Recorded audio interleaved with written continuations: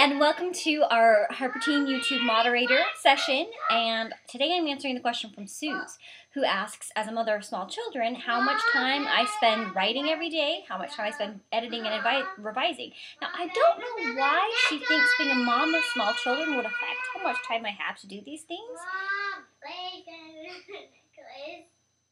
I don't know. I'm not hiding under a table in my office from my children. Why would you think I would do that? Oh, I would totally do that. So it's always a challenge to find time to write. I mean, for anybody, if you're working full-time, if you're working part-time, even if all you're doing is writing, it's hard to find the time, and it's hard to figure out a schedule that works for you. And what works for me is not going to be what works for everybody. I actually spend probably a lot less time writing and editing than most people do, just because I have to fit it into such a narrow window because of my darling, delightful, demanding children. And so when I'm actively working on something, what I'll do is set aside a couple of hours every evening after they go to bed that are my devoted working hours. And it's a little different during the summer because they don't have school. They don't have school. Ever. And so that's really the only time that I have. So as soon as my husband gets home, I go to the library. Except in our family, I go to the library. Let me show you. So how it works is this. When my husband gets home, I tell the kids that I have too much work to do and I have to go to the library. I give them kisses, I tell them goodnight, that I love them, etc., etc. And then I say bye, and I come down the stairs. And I open this door, and then I slam it, and then I come into my office, which is a room that my kids never come in because it's downstairs. And downstairs, even if it's not a basement, we know in kid lexicon means scary. No matter what, it's always scary.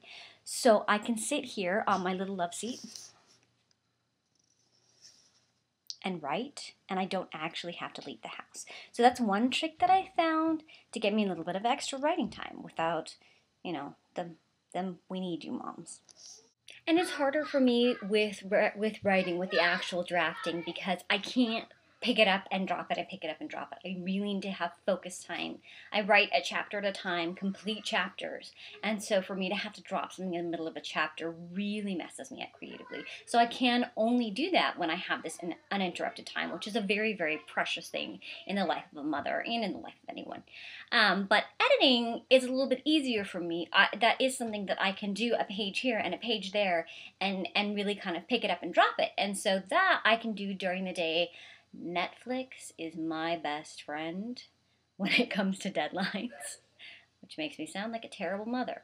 But it's the same with everybody. You work it in when you can. You find something that works for you. And what works for you now might not be what works for you for the next book. I actually found when I was drafting one of my most recent manuscripts that the internet was just too much for me. With everything else going on, it was too much. And so I actually got a notebook and I would sit outside while my kids were playing on a playground and I would write freehand.